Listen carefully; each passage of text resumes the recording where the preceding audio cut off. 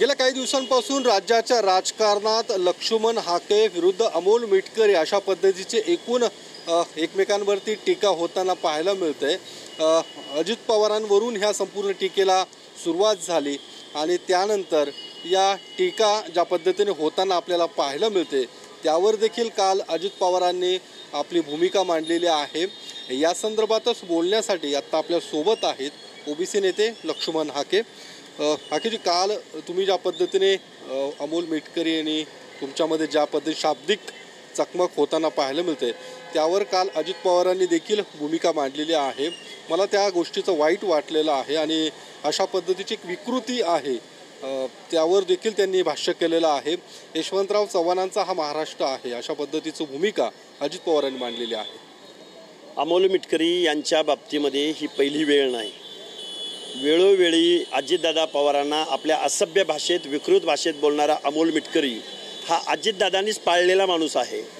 त्यामुळं अजितदादा पवारांनी या विकृत माणसाची जी शब्दशैली आहे, ज्याने मला कमरेच्या खालची भाषा वापरली, त्यावेळी आम्ही बोलायला लागलो। आम्ही व्यवस्थेच्या विरोधामध्ये बोलत होतो, आम्ही अजितदादा पवार ह्या वैयक्तिक माणसाच्या विरोधामध्ये बोलत नव्हतो, पण आम्हाला बोलायची वेळ या अमोल मिटकरी नावाच्या विकृत माणसानं आणली। YZ या शब्दाचा अर्थ अजितदादा पवारांनी पुढे येऊन सांगायला हवा होता, एवढं वाढायचं कारणच नव्हतं ना। आणि अजितदादा पवार जर मला विकृत म्हणत असतील तर हेच अजितदादा पवार वारंवार सत्तेत राहणारे, वारंवार उपमुख्यमंत्री पदावर राहणारे, वारंवार अर्थमंत्री पदावर राहणारे आणि कुणाचाही पक्ष असो कुणाच्याही सत्तेत सामील होणारे, कमरेचं काढून कपाळाला गुंडाळणारे हे अजितदादा पवार मला विकृत म्हणाले। या अजितदादा पवारांनी ज्यावेळी आमचा एक देशमुख नावाचा कार्यकर्ता ज्यावेळी उपोषणाला बसला होता त्यावेळी या अजितदादा पवारांनी या शेतकरी जनतेला अमृत पाजण्याची भाषा केली होती। आता मी त्यांचा शब्द इथं बोलणार नाही कारण आम्ही सुसंस्कृत आहोत, पण याचा अर्थ असा नाही की त्यांनी काहीही बोलावं आणि आम्ही गप्प बसावं। आमच्याकडं पण खूप मोठा शब्दसाठा आहे, पण अजितदादा पवारांनी आम्ही जे प्रश्न उपस्थित केले त्या प्रश्नाची उत्तरं द्यावी। मग या सगळ्या संदर्भात तुम्ही काल देखील तुमची भूमिका या सगळ्या अजित पवारांच्या भूमिकेवर सोशल मीडियावरती पोस्ट करून टाकलेल्या आहे। काय नेमकं तुम्हाला म्हणायचं होतं? हे बघा, हे अजितदादा पवार असेत किंवा शरदचंद्रजी पवार असोत, सुप्रिया सुळे असोत किंवा रोहित पवार असोत, या लोकांनी काय केलं आहे, महाराष्ट्राच्या राजकारणाची वाट लावलेली वाट अशा पद्धतीने लावलेली आहे की कर्मवीर अण्णांना असं वाटायचं की शिक्षण गरिबाच्या घरापर्यंत, शोषिताच्या वंचिताच्या घरापर्यंत पोचलं पाहिजे। वर्गीस कुरियन यांना असं वाटायचं की दुधाला योग्य भाव देऊन दुधाचं योग्य त्या पद्धतीनं मार्केटिंग करून या भारतामधल्या शेतकऱ्यांना योग्य तो न्याय मिळावा म्हणून वर्गीस कुरियन यांनी अमूल नावाची दूध संस्था स्थापन केली।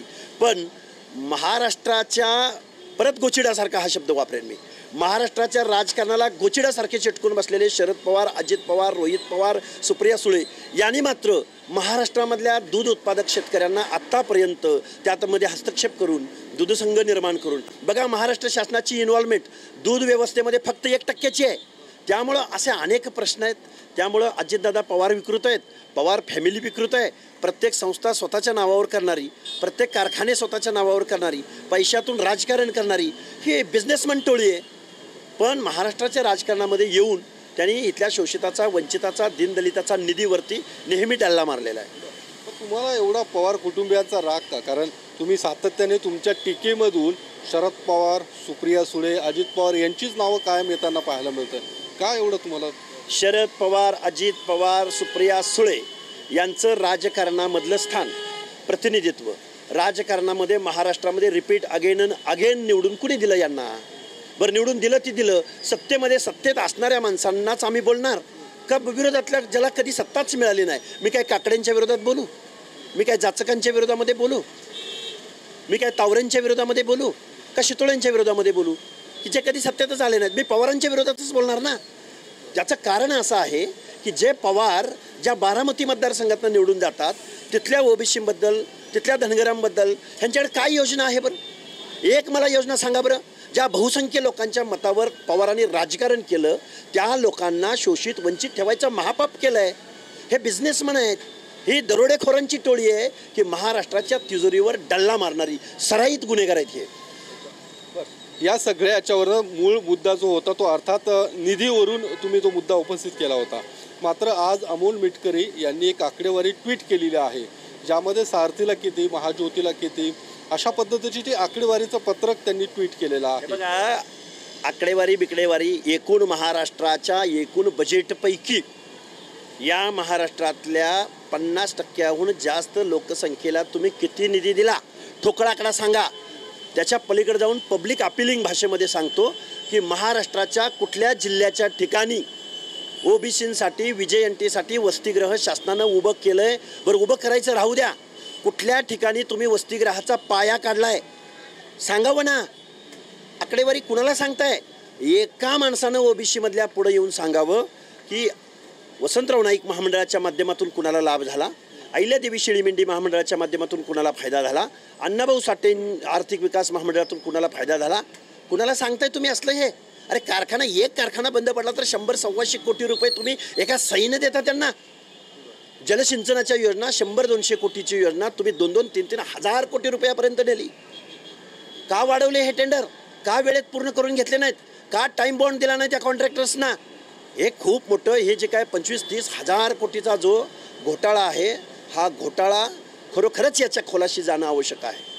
या महाराष्ट्रातल्या देशातल्या सत्ताधारी लोकांना माझी विनंती आहे की चोरांना दरोडेखोरांना तुम्ही जर बरोबर घेऊन बसणार असाल, बरोबर घेऊन बसलात ती बसलात, परत हेच आमच्याच बोडक्यावर आजची आकडी हजारो कोटीचा निधी हा परत वळती झालेला आहे. आज परत बातमी आहे, काय करावं आम्ही?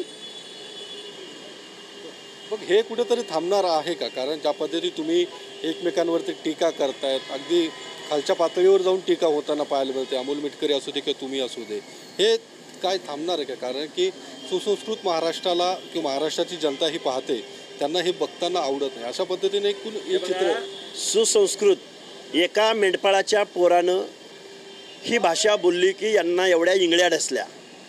पण महाराष्ट्राच्या उपमुख्यमंत्री पदावर असणाऱ्या अजितदादा पवारांनी शेतकऱ्यांना अमृत पाजण्याची भाषा बोलली. ती सुसंस्कृत होती का? कशाला साधन सुचितेच्या गप्पा मारताय अजितदादा पवार?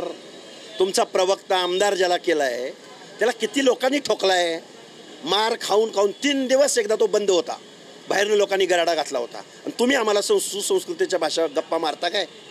महाराष्ट्रातल्या दीनदलिताच्या, भटक्या विमुक्तांच्या, शोषितांच्या मड्यावरचं टाळू खाणारी ही पवार नावाची फॅमिली आहे.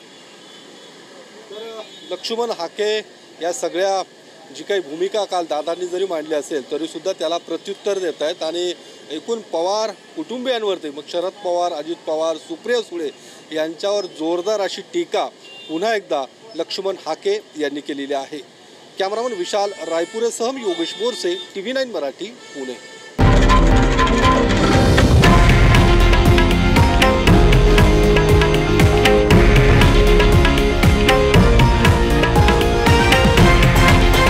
हे आहे देशातील नंबर 1 न्यूज नेटवर्क आणि आपण पाहत आहात TV9 मराठी, एकमेव.